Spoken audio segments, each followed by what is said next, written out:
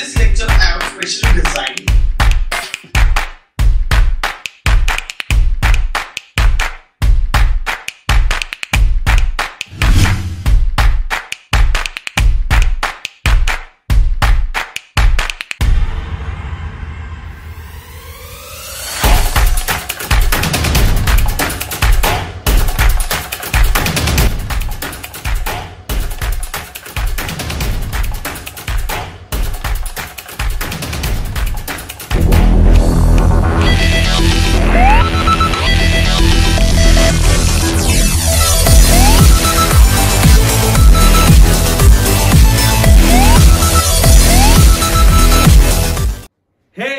Hello बच्चा लोग, कैसे हो?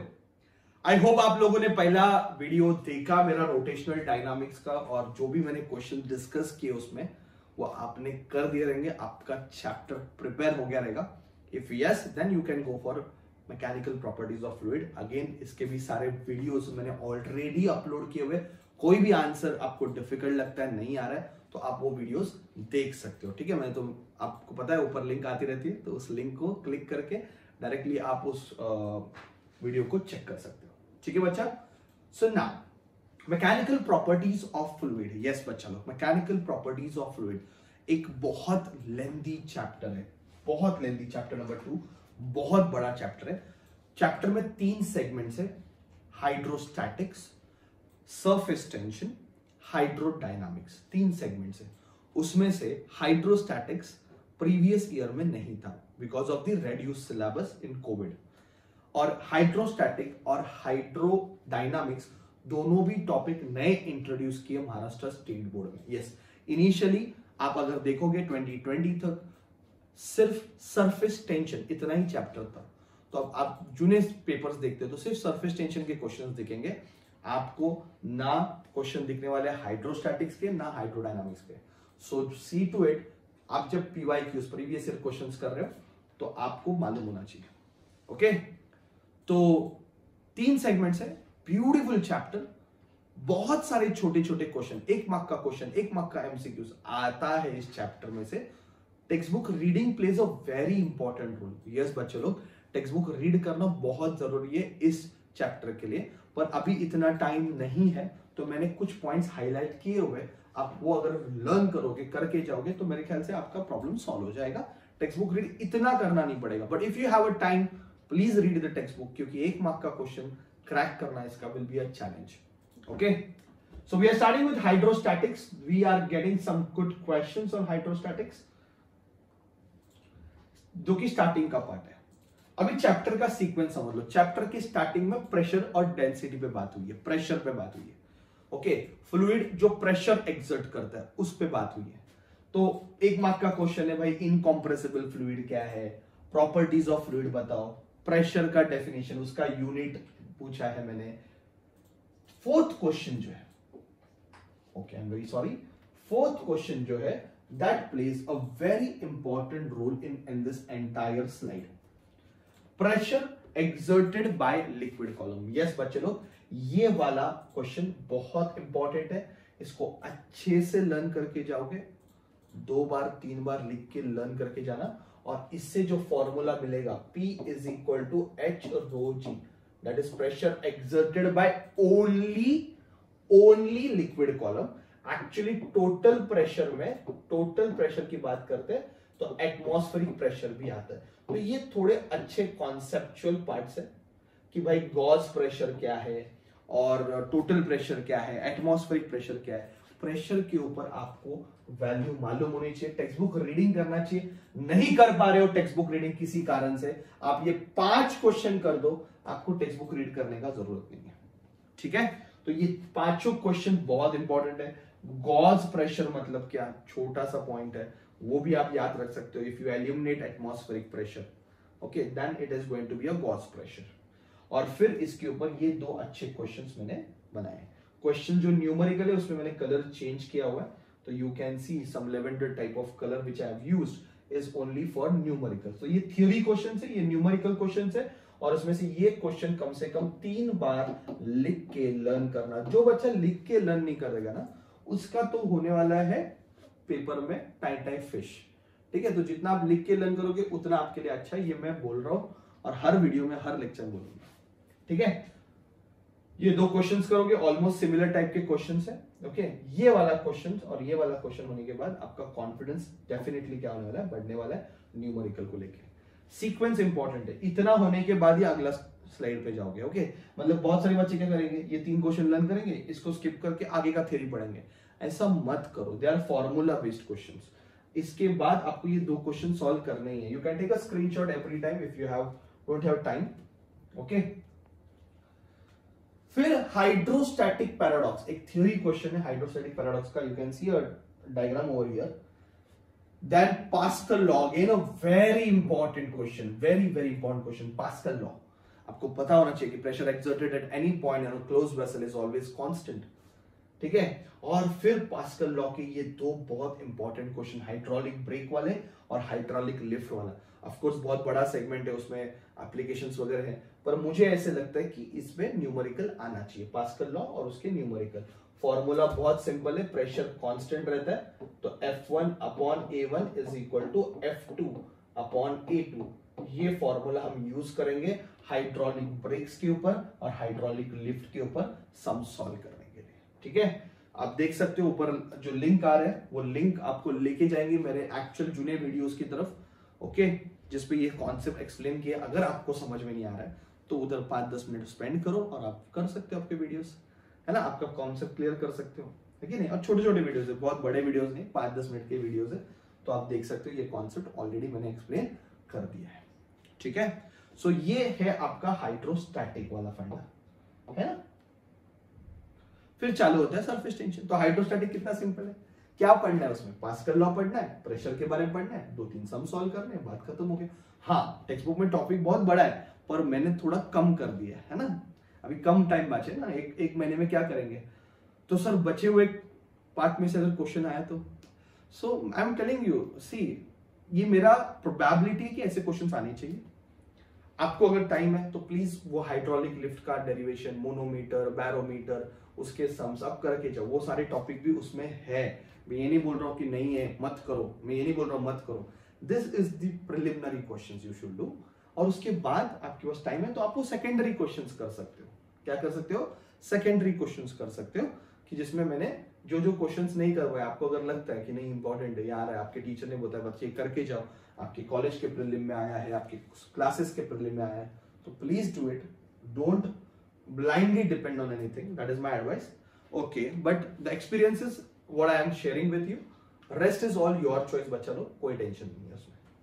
सरफेस टेंशन जैसे कि मैंने पहले बताया कि ये चैप्टर बहुत सालों से महाराष्ट्र बोर्ड में है, तो ये चैप्टर पे आपको बहुत सारे PYQs और क्वेश्चंस मिलेंगे। खास करके इसके न्यूमेरिकल इंपॉर्टेंट है और इसके MCQs बहुत इंपॉर्टेंट है। इसको भी मैंने 3 सेगमेंट में डिवाइड किया चैप्टर को। पहला मैं सरफेस टेंशन वाले क्वेश्चंस कवर करूंगा, फिर मैं कवर करूंगा एंगल ऑफ कांटेक्ट वाले क्वेश्चंस, और फिर कैपिलरी वाले क्वेश्चंस। तो ऐसे 3 सेगमेंट में इस चैप्टर को मैंने डिवाइड किया। चैप्टर को समझना बहुत जरूरी है कि कौन से कोने से क्वेश्चंस आ सकते हैं। ठीक है, तो सरफेस टेंशन पे मैंने कुछ ऐसे क्वेश्चंस लिए आपके सामने। ठीक है, पहला तो ये छोटे मोटे डेफिनेशन से आप लर्न करो, एग्जाम में पूछते हैं। रेंज ऑफ मॉलिक्यूलर अट्रैक्शन क्या है, स्फीयर ऑफ इन्फ्लुएंस क्या होता है, सरफेस फिल्म क्या होता है, एक मार्क के क्वेश्चन से please by heart, very good questions. ये सारे questions will play a very very important role, खास करके ना ये फैक्टर्स अफेक्टिंग, इसमें MCQs आ सकते हैं।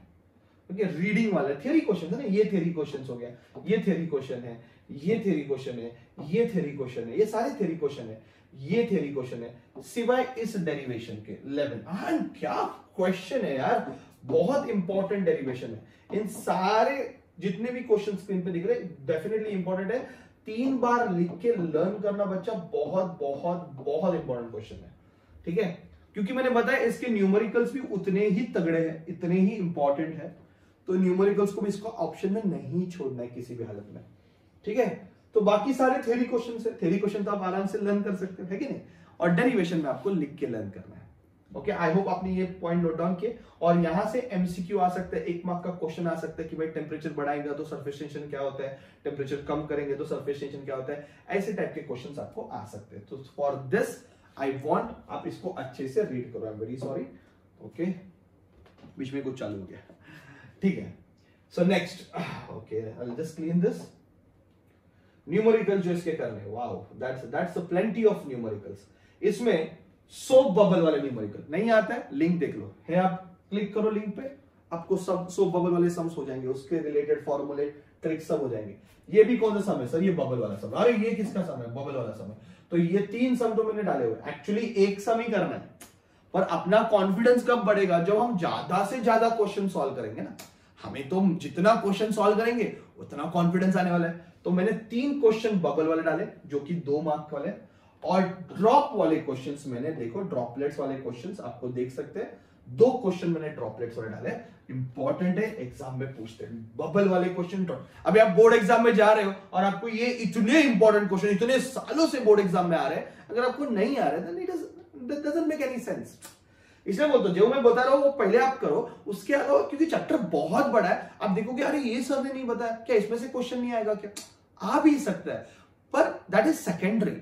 आप प्रिलिमिनरी इतना तो प्रिपेयर करो, ये तो आपको आना चाहिए।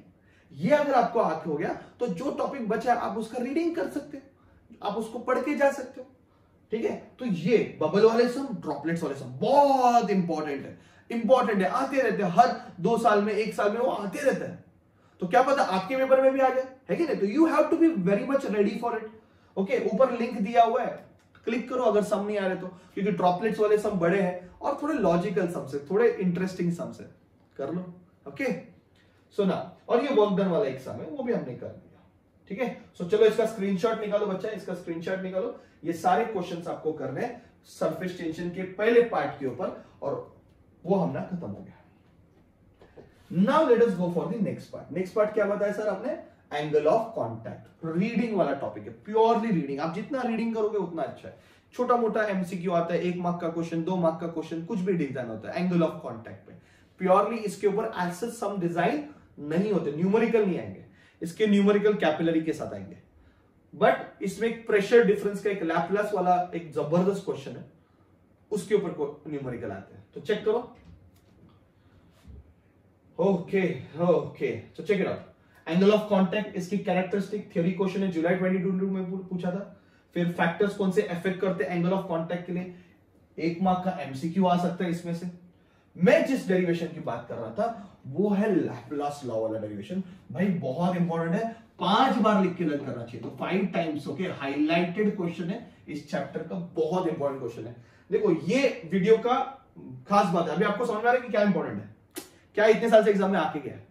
ओके, आपको अलग से रिसर्च करने का जरूरत नहीं है। और इसमें भी जो बुक में दिया हुआ है वो ड्रॉप वाला डेरिवेशन दिया हुआ है। अब अगर आप टेक्स्ट बुक चेक करोगे तो उसमें ड्रॉप वाला डेरिवेशन दिया हुआ है, और अगर आप बबल चेक करोगे तो उसका डेरिवेशन नहीं दिया है। पर एग्जाम में लैपलास फॉर्मूला ड्रॉप के लिए पूछेंगे या फिर बबल के लिए भी पूछ सकते, तो गड़बड़ नहीं होना चाहिए।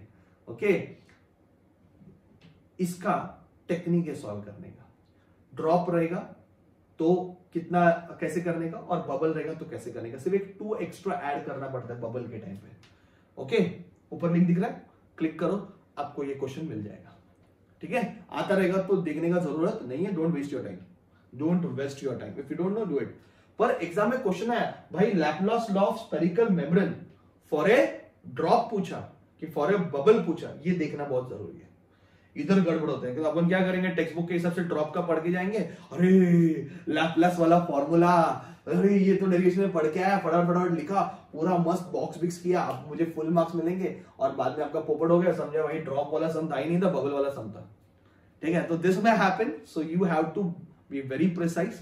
तो 2 फॉर्मूले बनेंगे, एक ड्रॉप वाला एक बबल वाला, और उसके ऊपर ये क्वेश्चन सॉल्व होंगे, है ना। जैसे कि ये ड्रॉप वाला क्वेश्चन है, ये बबल वाला क्वेश्चन है, तो 2t अपॉन r लगाओगे कि 4t अपॉन r लगाओगे।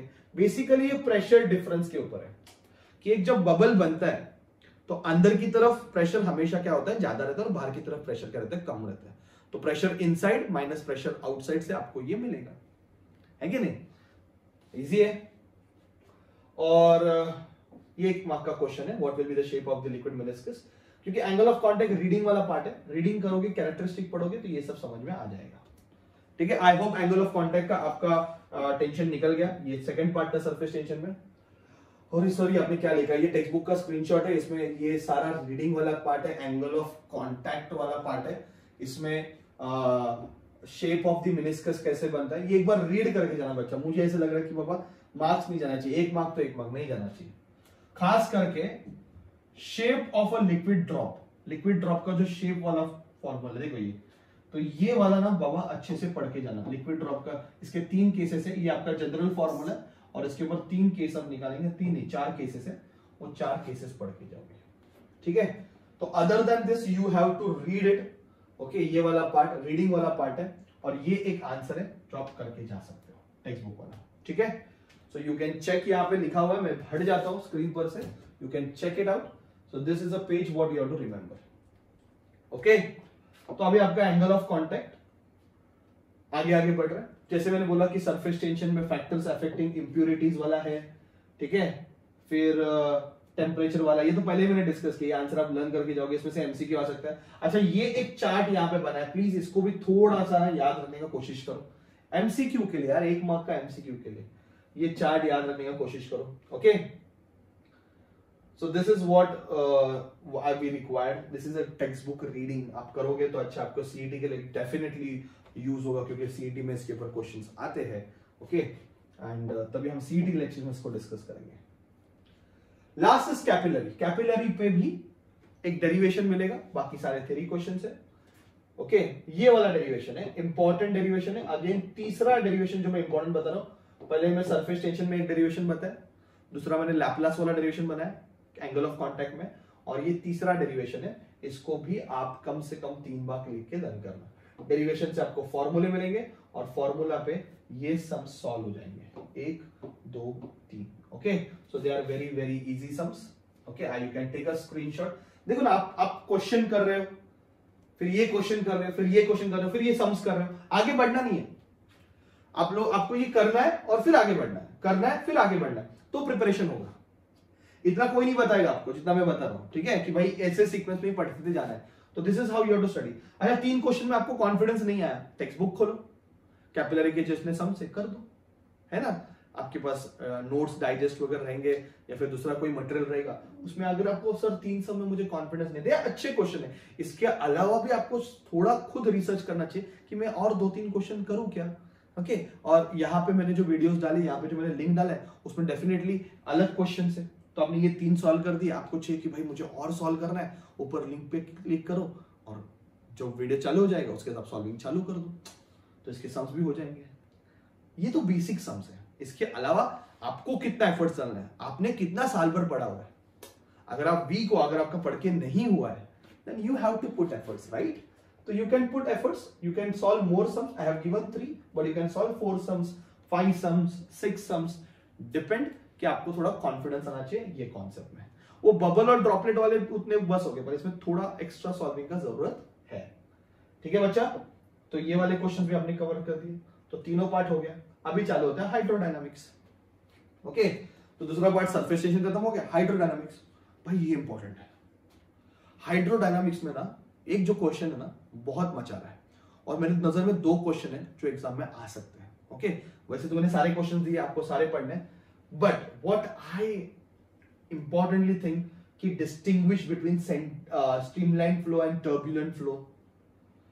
फिर ये वाला जो क्वेश्चन है 23rd वाला, अच्छा इस क्वेश्चन को जितना मस्त कर सकते हो कर दो। इधर क्या लिखा है, एसआई यूनिट लिखा है, सीजीएस यूनिट लिखा है। मैं तो बोलता हूं इसका डायमेंशन भी पढ़ के जाओ, कोएफिशिएंट ऑफ विस्कोसिटी का, ओके। डायमेंशन भी पढ़ के जाना, बहुत इंपॉर्टेंट बच्चा।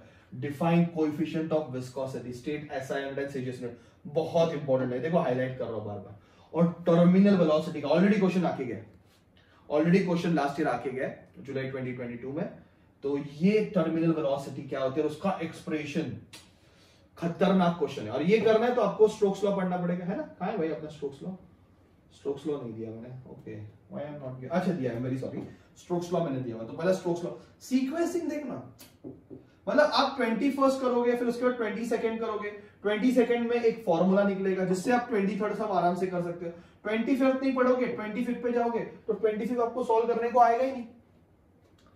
अगर आपको 24th ही नहीं आ रहा है तो 25th कहां से करोगे? तो मैंने ये जो ऐसे लिख के दिया ना, random way of doing it, एक प्रॉपर सीक्वेंस लगा कि ऐसे चैप्टर को पढ़ना है। This is how we are going to do it, okay. ऊपर लिंक आ रहा है, क्लिक करो, आपको इसके डेरिवेशंस भी मिल जाएंगे। और ये इजी है, ये आपको पढ़ के भी आ जाएंगे, ठीक है।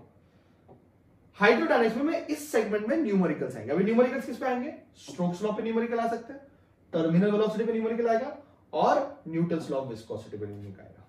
तो तीन ही टाइप के न्यूमेरिकल आएंगे।